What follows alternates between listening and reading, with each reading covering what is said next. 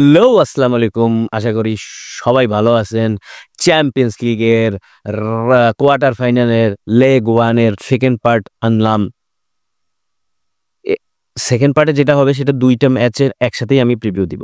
তো প্রথমেই বলি, আমি পিএসজির ম্যাচ দেখার জন্য পাগল। ফাক বার্সেলোনা ডটমুন্ড।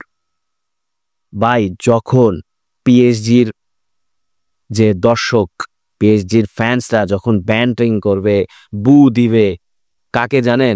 এমিলিয়ানো মার্টিনেজকে যখন বু দিবে, তখন ওটা দেখার মতো হবে ভাই। কালকের পরিবেশটা পাগলামি হবে। এমিলিয়ানো মার্টিনেজ যখন প্রত্যেকটা সেভ দিয়ে সেলিব্রেট করবে, আর যদি মনে করেন সেলিব্রেট করে, আর যদি ওই ফ্যানদের দিয়ে তাকায় রিয়াকশন দেয় ভাই, ওই দিয়ে দেয় তো ভাই। আমরা তো ফুটবল দেই গে, আমরা তো মজা নেওয়ার জন্য ফুটবল দেই।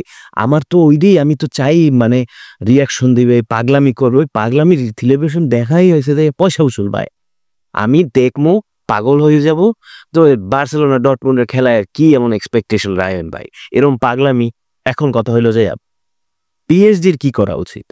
পিএসজি যে ২০২২ সালে, পিএসজি না, ফ্রান্স যে ২০২২ সালে ওয়ার্ল্ড কাপ হারছিল এই এমিলিয়ানো মার্টিনেজ কাছে, আমার মনে হইতেছে ডেম্বেলে ওই কালকে সিরিয়াসলি নিবে, আপনাদের ওই রিভেঞ্জ নিবে, প্রত্যেকটা গোল দিবে। আপনার কালকে ফ্রান্স মজা পাবে। ফ্রান্সের যে দর্শকগুলা, প্যারিসের যে দর্শক, তারা সিরিয়াসলি মজা পায়। কারণ ওই পিএসজির যে পিএসজির খেলার সাথে অ্যাস্টন ভিলা বাচ্চা।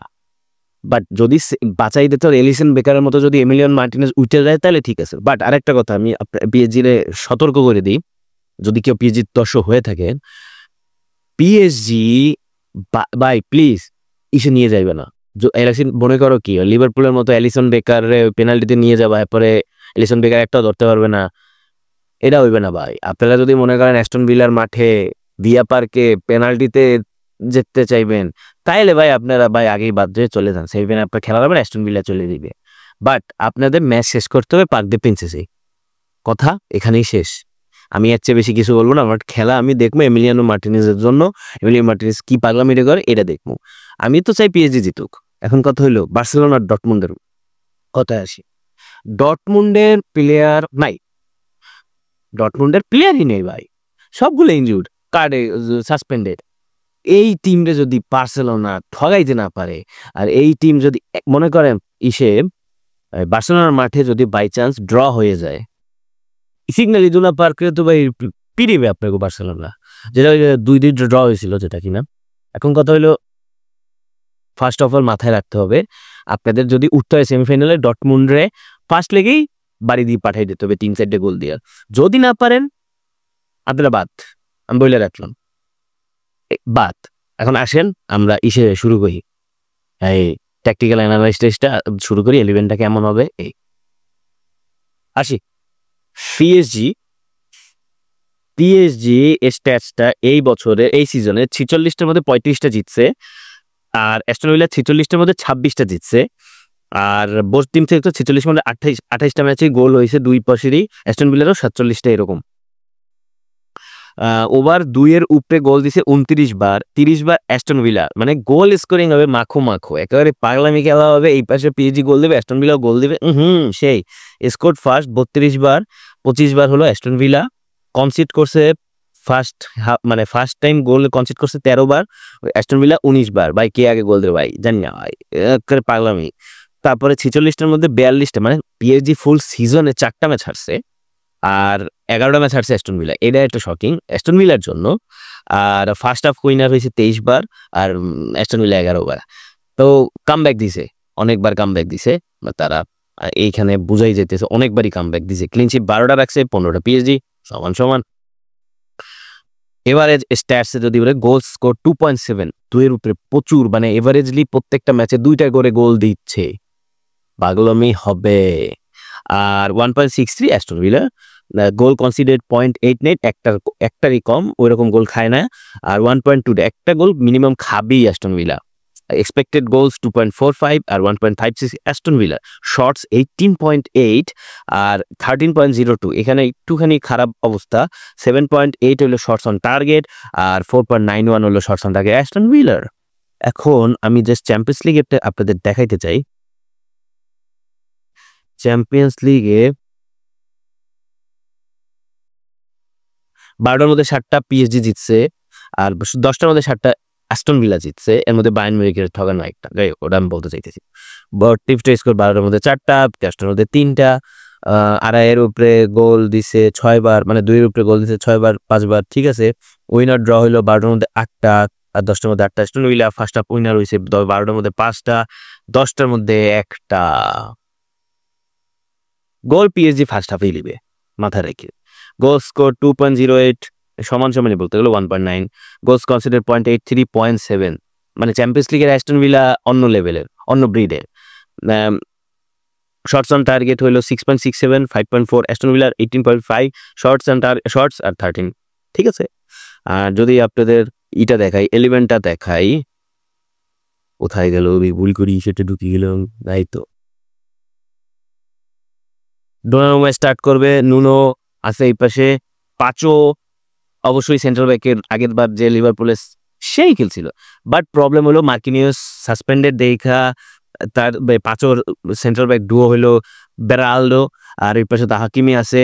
আর আপনাদের মিডের, মানে পিএসজি যে মিড হইলো ফাবিও রুইজ, ভিতিনিয়া আর নেভেস, অস্থির ভাই ট্রায়ো। এই তিনটারে ব্রেক করা এত সোজা হবে না। লিভারপুলের ম্যাকএলিস্টার গ্রাভেনবার্গ এরাই পারে নাই, আবার তো এই অ্যাস্টন ভিলার দেখাবে না। এরপর আছে বারকোলা, ডেমবেলে, খাবাসকেলে। এরপরে নামবে আপনাদের ডুও, নামবে ভাই পিএসজি ভাই, এরা সেমিফাইনালে যাইতেছে, পিএসজির সাথে রিয়াল মাদ্রিদের ম্যাচটা মাখনের মতো। এরপরে হইলো যদি অ্যাস্টন ভিলাতে ডিনিয়ে, কনসা, টরেস, ক্যাশ 1 2 3 4, আর লাউতারটা সরি এমিলিয়ানো মার্টিনেজ তো গোলকিপার অবশ্যই, টিএলএমএন্স, খামারা, এপাশে রাশফোর্ডটা কেন নিবে, উইঙ্গার হিসেবে কেন নিবে, লেফট উইঙ্গে কেন নিবে, কারণ রাইট উইঙ্গে আশরাফ হাকিমি আছে।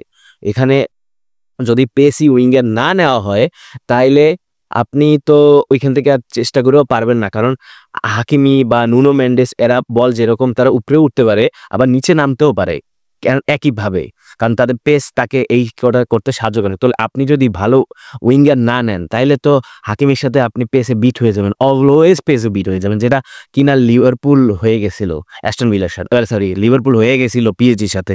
তো এরপর ম্যাকগিন, রজার্স আর ওয়াটকিন্স, এইট। বাট আমার মনে হইতেছে না অ্যাস্টন ভিলার যে জার্নি ছিল এটা শেষ, এইখানেই শেষ। ভিয়া পার্কেই শেষ হয়ে যাচ্ছে।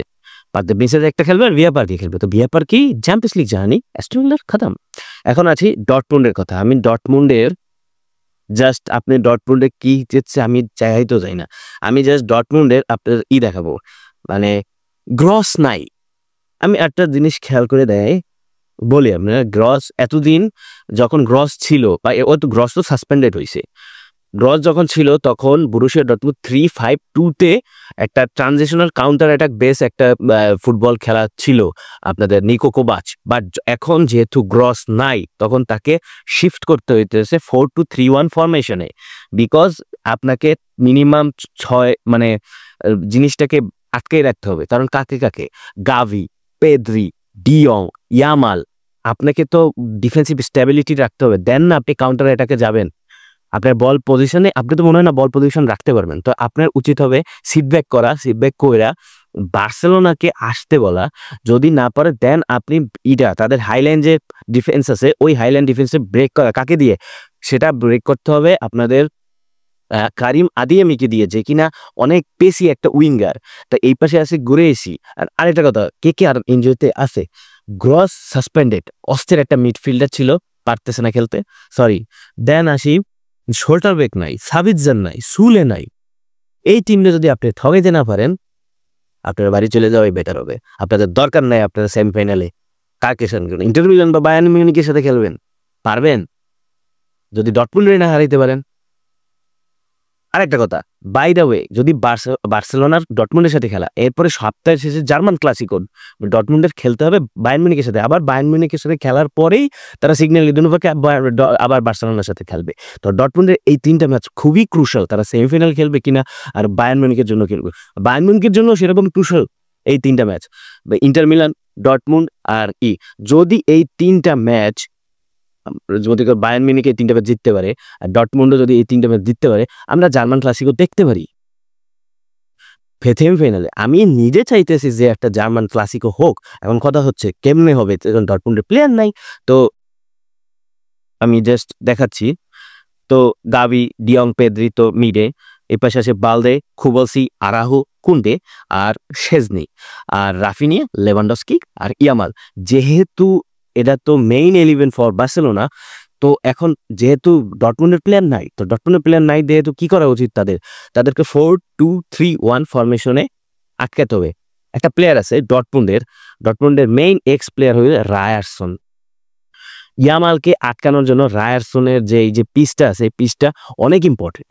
রায়ারসনকে ইয়ামালকে মানে মাথা দিয়ে ঠকাইতে হবে। রায়ারসনের গতি যেরকম আছে, আইকিউ অনেকটাই। রায়ারসন যেইভাবে করে মানে ইসের সাথে যেটা খেলা হইলো রাউন্ড অফ 16-এ, অস্থির খেলছে রায়ারসন। লিলকে একা হাতে বাইট করছে রায়ারসনের অস্থির খেলা। রায়ারসন আপনি দেখবেন না, আপনারা এক্সপেক্ট। তারপরে আছে কারিম আদেমি যখন উইং এ ঢুকবে গ্রেসির সাথে, আপনি ওটা ডেডলি। আপনি তখন হাইল্যান্ড ডিফেন্সটাকে চুপ করার মতো প্লেয়ার আদেমি এবং গিরেসি। এই পাশে আছে ব্র্যান্ডিড যেই পরিমাণে প্লে মেক করতে পারে, এরকম সুন্দর কারিমের দিকে পাস দিবে। আপনি কাউন্টার অ্যাটাক বেসটা খেলাটাই চালিয়ে যেতে হবে একেবারে 90 মিনিটস পর্যন্ত। পরে সিগন্যাল ইদুনা পার্কে গেলে যেটা হবে সেটা পরে দেখা যাবে। বাট এমরি চ্যান, অ্যান্টন, ইয়ান, আমি এমরি চ্যান যে সেন্ট্রাল ব্যাকে খেলবে এটাই তো আমি পক্ষ হতে না। বাট কি করার আছে, সেন্ট্রাল ব্যাক নাই, সাবিৎজান নাই, কিছু করার আছে? এখানে ওসকান আর মেচা ভাই কেমনে পেদ্রি, গাভি, ডিয়ং এর সাথে কেমনে ভাই তারা পারবে? মেচার, ওচকান, জানি না। মিডফিল্ডে তো হাইরে যাবে ব্যাটলে। আপনি যদি মিডফিল্ড কন্ট্রোল না নিতে পারেন, আপনাকে বল কে দিবে, কে পাস করে আপনি কাউন্টার অ্যাটাক যাবেন? তো ডটমুন্ডের আপনি যদি এই ডটমুন্ডকে মিনিমাম 3টা গোল না দেন, বাদ দেন, আপনার খেলার দরকার নেই। আর যদি বাই চান্স ডটমুন্ড এখান থেকে ড্র নিয়ে যাইতে পারে, আমি ফেভারিট ধরে রাখছি ডটমুন্ড ভাই সেমিফাইনাল চলে গেছে। 1-0 বলেও যদি হারে না ভাই, ডটমুন্ডের ওই ক্যাপাবিলিটি আছে সিগন্যাল ইদুনা পার্কে ম্যাচ বাইট করে নিতে পারে। তো বার্সেলোনার উচিত হবে খেলা শেষ করে দেওয়া, এই ফার্স্ট লেগে খেলা শেষ করতে হবে।